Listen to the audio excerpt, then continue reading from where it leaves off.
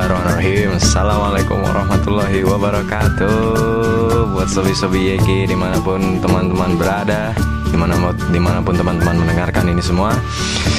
Kali ini saya kembali lagi, Happy Agus Kurnia akan membawakan acara ini untuk beberapa menit ke depan.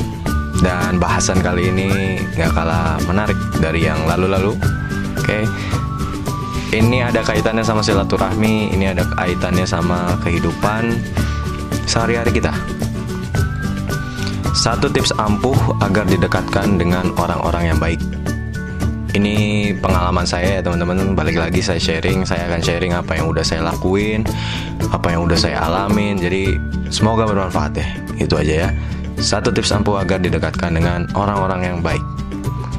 Pertama, teman-teman harus tahu dulu silaturahmi itu sebetulnya mengundang rezeki.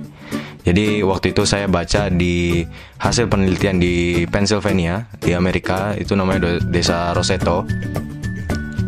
Orang-orang di sana itu umurnya di atas 80 tahun semua. Ya, jadi Roseto itu kayak desa sih. Mohon maaf kayak kampung gitu ya, tapi kampung dalam artian positif banget. Di sana orang-orangnya pada awet muda, terus juga pada panjang umur semua. Setelah diteliti sama orang Amerika itu ternyata bukan karena olahraga, bukan karena makanan sehat, bukan itu faktor utamanya. Memang itu faktornya, tapi bukan itu faktor utamanya. Faktor utamanya adalah silaturahmi. Jadi ada kebiasaan menarik di desa itu ya, di desa Amerika itu, Pennsylvania, Roseto. Di sana masih suka tuh yang namanya bagi-bagi makanan, tukar-tukar makanan di antara tetangganya tuh. Jadi memang silaturahminya bagus banget. Jadi suka masih ada acara bareng, walaupun udah pada tua-tua tuh ya. Walaupun udah pada tua-tua, tapi mereka luar biasa lah. Menurut saya luar biasa, ini patut dicontoh lah. Makanya rada malu juga kenapa kok bukan orang muslim yang begitu, tapi orang lain ya, kaum lain ya. Kita bisa lah. Bisa seperti itu juga, dimulai dari diri kita sendiri. Kemudian selain mengundang rezekinya berupa kesehatan juga ya tadi, ternyata silaturahmi itu juga bisa bikin awet muda. Ya, ini fakta menarik teman-teman ya. Coba teman-teman lihat aja deh, saudaranya, orang tuanya yang suka banget silaturahmi, rata-rata tuh awet muda. Gitu, doyan senyum, terus juga suka yang namanya bercanda gitu. Terkadang itu menjauhkan diri dari penuaan dini, dan itu sejalan dengan hasil survei di Amerika bahwasannya silaturahmi itu membuat 70% muka kita itu awet muda. Seperti itu. Jadi selain mengundang rezeki berupa kesehatan, ternyata juga bisa mengundang rezeki lewat awet muda.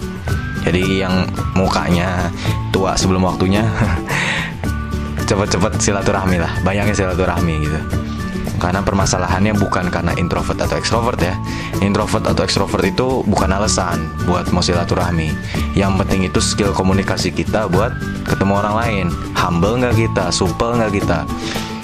Apalagi untuk anak-anak rantau nih, sobi-sobi Yeki yang rantau dari luar Jawa atau dari luar Bandung.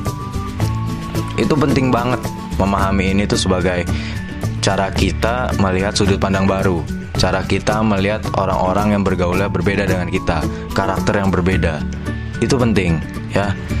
Semakin kita banyak bertemu orang lain, semakin banyak juga kita berilmu, semakin banyak juga kita beribadah, semakin banyak juga kita terdidik sama lingkungan. Nah ini yang penting. Jadi jangan ngeliat-ngeliat kampus terus, jangan ngeliat tugas terus. Boleh selesaiin tugas, kita berada di belakang komputer terus, kita berada di belakang laptop yang benar-benar nemenin kita banget kalau misalkan ngerjain tugas segala macam, itu boleh.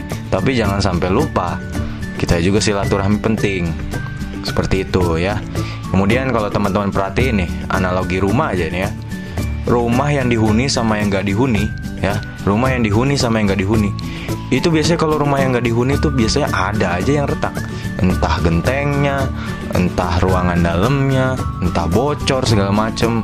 Ada sawang gitu, yang tempat laba-laba begitu. Itu ternyata manusia itu punya energi tersendiri.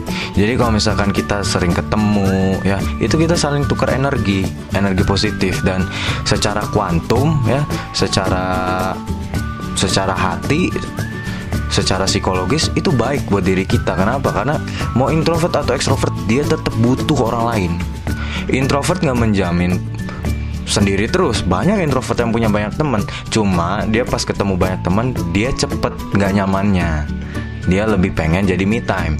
Dan ekstrovert pun gitu. Siapa bilang ekstrovert banyak temennya? Ada aja orang ekstrovert yang nggak banyak temen, ya, entah karena tata kramanya jelek, sopan santunnya jelek. Nah ini harus digarisbawahi sama teman-teman semua.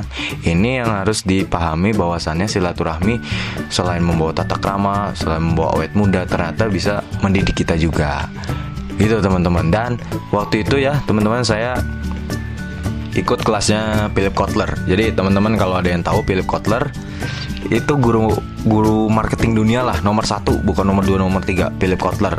Dan buku-bukunya juga sering dipakai lah di kampus-kampus gitu. Dia bilang gini, akses itu penting, ya, silaturahmi itu penting. Dia ngomong silaturahmi dalam konteks akses. Akses itu penting di Asia. Jadi kalau misalkan teman-teman cari di negara barat, di Amerika, di Eropa, tanpa harus kenal pun pasti bisa deal bisnis. Tapi kalau di Asia itu ada pendekatan tersendiri.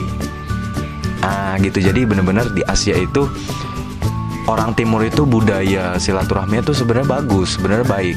Cuma karena kemajuan teknologi, modernisasi, globalisasi segala macam, kita nih jadinya males.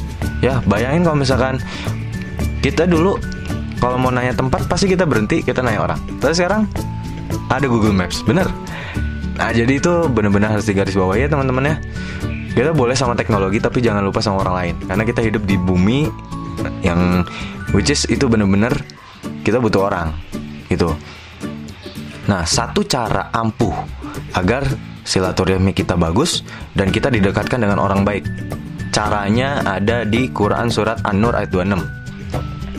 Teman-teman mungkin tahu nih yang suka belajar jodoh-jodohan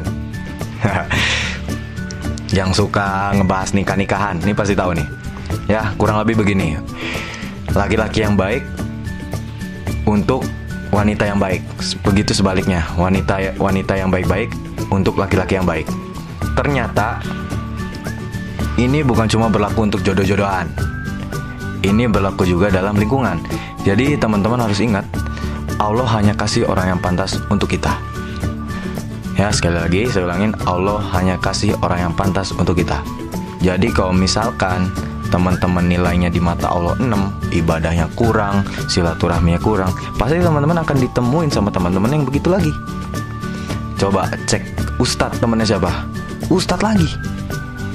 Preman temannya siapa? Preman lagi. YouTubers temannya siapa? YouTubers lagi. Ya, jadi yang sekarakter, semisal itu pasti dipertemuin sama Allah. Sejauh apapun ya. Tim bisnis saya pun seperti itu ya. Saya itu punya tim bisnis tuh rata-rata malah di luar Bandung. Ya, orang-orang di luar Bandung malah kerja sama saya. Begitu. Jadi menurut saya sih mau sejauh apapun kita, orang yang sevisi, orang yang sekarakter itu pasti dipertemuin. Nah, dari sini teman-teman tahu kalau mau dapet teman yang baik, ya kitanya juga harus baik. Paham sampai sini? Jadi kalau misalkan teman-teman nilainya 8 menurut Allah, ya Allah akan kasih orang yang 8 juga. Kalau misalkan teman-teman punya teman dekat tuh 10, ya misalkan punya teman dekat 10, misalkan satu orang itu culas, itu benar-benar jelek karakternya, itu mungkin cobaan. Tapi kalau dari 10 teman itu 9 yang lainnya itu memang orangnya dasar suka nipu, suka nyolong, kemungkinan kita yang begitu, kemungkinan kita yang jelek. Makanya Allah temuin sama orang yang begitu. Nah itu bisa jadi introspeksi ya. Itu bisa jadi introspeksi. Jadi kalau misalkan kita dipertemukan sama orang yang jelek, baiknya kita introspeksi. Tapi kalau kita dipertemukan dengan orang yang baik-baik nih, karakternya baik, akhlaknya baik, itu saat yang tepat untuk bertumbuh. Seperti itu teman-teman. Jadi baik untuk kita ya, untuk kita tahu kita tuh di mana, kita tuh nilai kita berapa. Cara cek nilainya gimana? Ya cek aja ibadahnya. Ya, cek aja ibadahnya, cek apa yang ditonton, cek apa yang dibaca. Ya, pasti sejauh apapun akan dipertemukan. Kenapa? Karena saya ngalamin. Gitu. Ya, itu aja teman-teman bahasan singkat hari ini ya. Satu tips ampuh agar didekatkan dengan orang-orang yang baik. Caranya satu aja, perbaiki diri ya. Karena apa? karena Allah hanya kasih orang yang pantas untuk kita. Sekian dari saya, Happy Agus Kurnia. Saya pamit undur diri. Terima kasih. Nantikan IEG Podcast selanjutnya. Assalamualaikum warahmatullahi wabarakatuh.